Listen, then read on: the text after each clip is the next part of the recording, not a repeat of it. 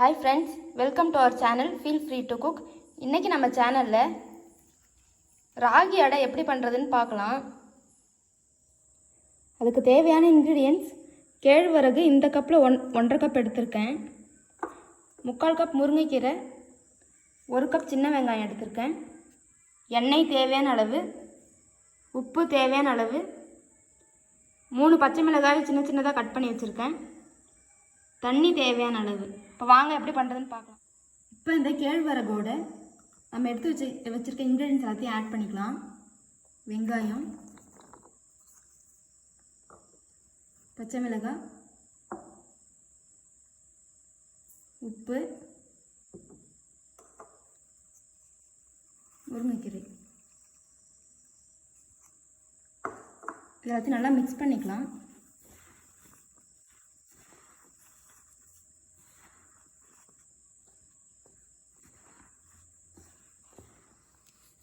இதுக்கு சின்ன வெங்காயம் போட்டால் தான் நல்லா டேஸ்ட்டாக இருக்கும். வெங்காயம் எந்த அளவுக்கு நிறையா போடுறீங்களோ அந்த அளவுக்கு நமக்கு டேஸ்ட் கொடுக்கும்.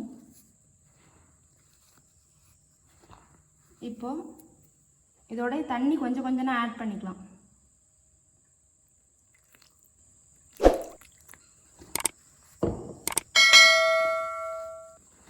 நல்லா மிக்ஸ் பண்ணிக்கலாம்.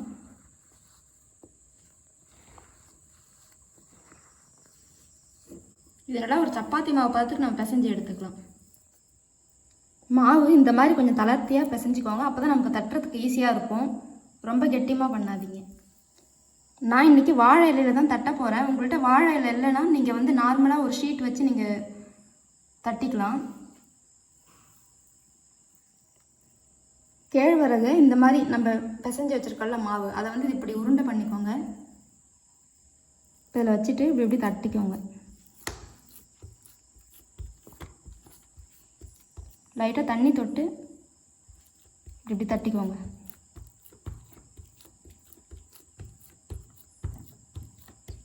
உங்களுக்கு எந்த சைஸ் வேணுமோ அந்த சைஸ்க்கு தட்டிக்கோங்க.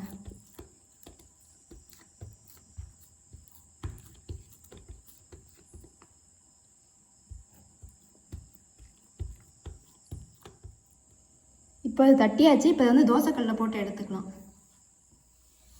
இப்போ ஒரு தோசைக்கல்லை ஹீட் பண்ணிட்டேன். இப்போ நம்ம தட்டி வச்சுருக்க அடையை இதில் ஆட் பண்ணிக்கலாம். தட்டி வச்சுருக்க இந்த அடையை இப்படி கையில் எடுத்தாலே நமக்கு அழகாக வந்துடும்.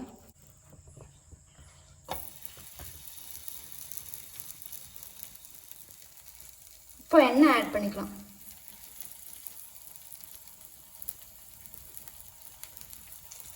இது 2 நிமிஷம் நல்லா வேகட்டும். அடுப்பை மீடியம் ஃப்ளேமில் வச்சுக்கோங்க. அப்போ தான் உள்ளாரையும் நல்லா வேகும்.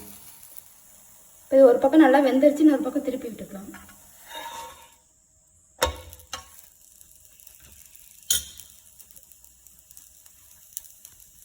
லைட்டாக எண்ணெய் ஊற்றிக்கலாம். இப்போ இன்னொரு பக்கமும் நல்லா வேகட்டும். இப்போ இன்னொரு சைடு நல்லா வெந்துருச்சு. இப்போ கேஸ் ஆஃப் பண்ணிக்கலாம். இதை எடுத்துடலாம். இப்போ நமக்கு ஹெல்தியான கேழ்வரகு அடை சூப்பராக ரெடி ஆகிடுச்சு. இது morning breakfast, evening snack or டின்னருக்கு கூட இதை வச்சு சாப்பிட்லாம். இதுக்கு எந்த ஒரு சைட் டிஷ்ஷும் தேவையில்லை. இதை அப்படியே சாப்பிட்லாம். இதில் போட்டிருக்க இன்க்ரீடியன்ஸ் எல்லாமே நமக்கு ரொம்ப ஹெல்தி. முருங்கைக்கீரை, சின்ன வெங்காயம் எல்லாமே ரொம்ப நல்லது உடம்புக்கு. கேழ்வரகு நமக்கு கால்சியம் கண்டென்ட் நிறையா இருக்குது அதில். அப்புறம் வெயிட் லாஸ்க்கு கூட அது ரொம்ப ஹெல்ப்ஃபுல்லாக இருக்கும். கண்டிப்பாக நீங்களும் இதை செஞ்சு பாருங்கள். வாரத்துக்கு 2 நாள் 3 நாள் இதை சாப்பிட்டுக்கலாம். ரொம்ப நல்லது. செஞ்சு பார்த்து உங்களோட கமெண்ட்ஸை ஷேர் பண்ணுங்கள். லைக் பண்ணுங்கள், ஷேர் பண்ணுங்கள், கமெண்ட் பண்ணுங்கள், சப்ஸ்கிரைப் பண்ணுங்கள். தேங்க்யூ ஃபார் வாட்சிங்.